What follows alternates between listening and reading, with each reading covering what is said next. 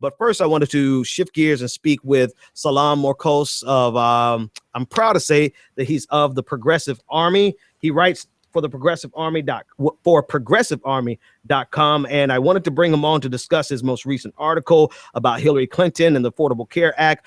Salam, how are you today, sir? Thank you for having me. My pleasure. My pleasure. So, of course, I had a chance to read the article. It's over there on our website. And, you were going through point by point why Hillary Clinton is wrong on the Affordable Care Act, on simply just trying to expand the Affordable Care Act. And you documented the things that she's wrong on. One, because she's not, even if she expands the Affordable Care Act, it doesn't address the people who are currently underinsured underneath the Affordable Care Act. And then you talked about the different things that won't be solved by putting a Band-Aid on something that needs even more fixing than people are willing to admit. So I want you to just kind of unpack that a little bit. Tell me a little bit more about your article. So as you're aware, Bernie Sanders and Hillary Clinton, they differ on the subject of Medicare for All. Hillary Clinton's plan, and she actually tweeted that she wants to expand the Affordable Care Act so that every man, woman, and child would have access to healthcare coverage, which is a great thing. That's absolutely admirable. Well, what many people forget is that the Affordable Care Act came to address uninsurance,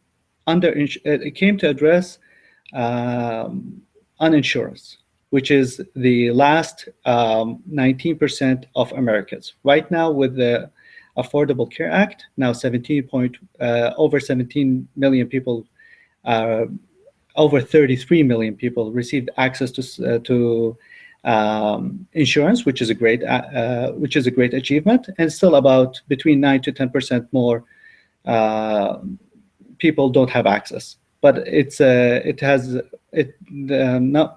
rate of uninsurance has reduced significantly thanks to Obamacare, which is the other name for the Affordable Care Act.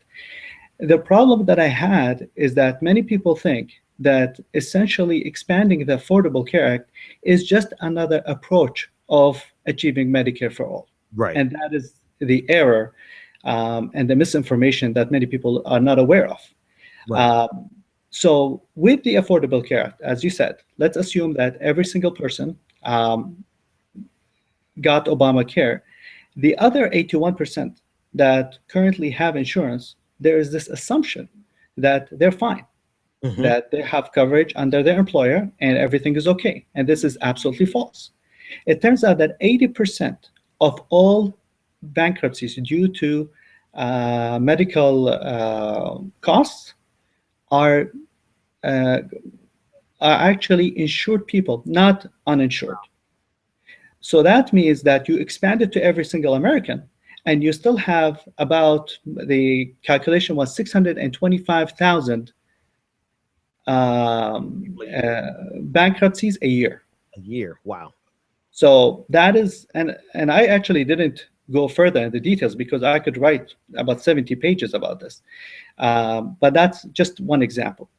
The other thing is the unsustainability of the Affordable Care Act, because the cost of healthcare is increasing at a much higher rate than the increase in the GDP, which is one study calculated as 2.2%. What that means is that with every year, the percentage of cost, the percentage of healthcare cost in the GDP increases. So from 17%, you would expect it to go up. There was a study that said it was going to go up to 20% in a couple of years. There was even a study that says that by 2025, it will be close to 25%. And if there is no correction or change in plans, then it could go all the way to 49% of the GDP consumed by healthcare cost alone.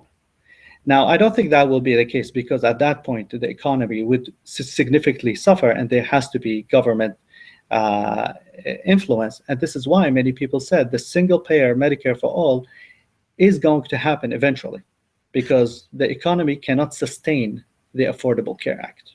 So let's talk about the talking points, right? Because this has become, it's become almost the sacred cow of the new Democrats, right? Obama got Affordable Care Act through, and you would have thought that he was getting through single payer because of the type of opposition that he received. But now it's become entrenched and ingrained in the minds of Democrats that this is something that we need to protect, and we don't need to go back, and we just need to expand on it.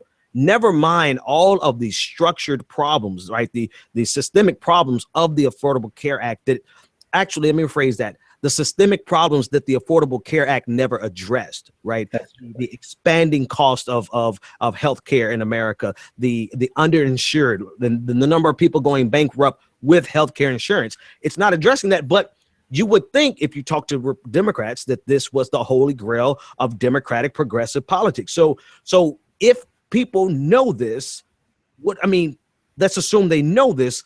What do we do to shift the conversation? Because this has become, if Hillary Clinton wins, she's going to double down on the Affordable Care Act, and it's going to be assumed that we've reached the Rosetta Stone, or the Holy Grail, rather, of healthcare in America.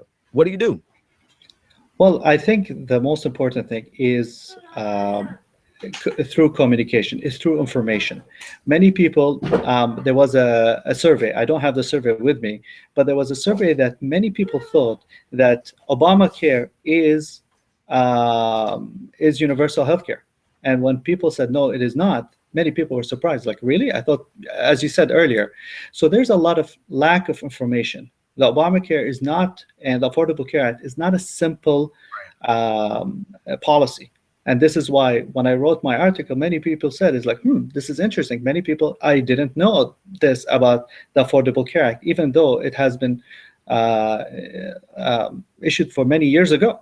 Yeah. So I think it's lack of information, and mainstream media does not address this in any way or form. That you have to add that as well. Because it's a big give me, right? It's a big handout to healthcare companies, insurance companies. Like this is a big handout. This simply just expanded the number of people who were already enrolled in this current system, right? And it gets tax subsidies to help people who couldn't afford to get there. So basically, it's just funneling money directly to the industry that benefits from these ever increasing costs of healthcare.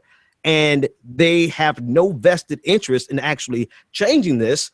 So why would the media ever talk about this? Why would Democrats, who are in bed with a lot of these companies, why would they ever change the conversation? Because they found something that actually, gives the appearance of populism and has the effect of big business.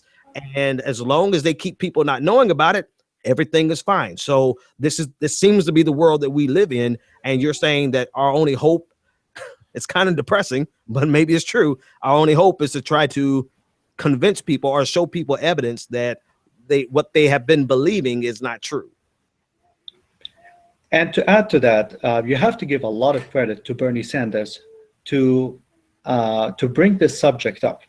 If Bernie Sanders didn't run for the Democratic primary, many people wouldn't have even thought about this. Many people wouldn't have even discussed it. And now with his large following, who are now demanding a single-payer Medicare for all, I think the discussion has changed.